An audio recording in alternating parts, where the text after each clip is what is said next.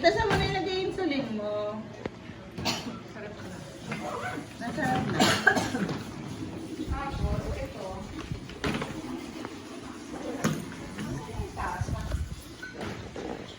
Alam mo yung ulit talaga na kaga. Alin? Ay, madam. Sa baba. Uuwi kayo. Tapos, oh, walang gagalaw. Ikaw pa alam mo. Ay, Ang galing niya. Talaga. In fairness ka talaga. Walang lalanggamin. nalalalang ko. Bawal. Nakalak natin ang bahay mo.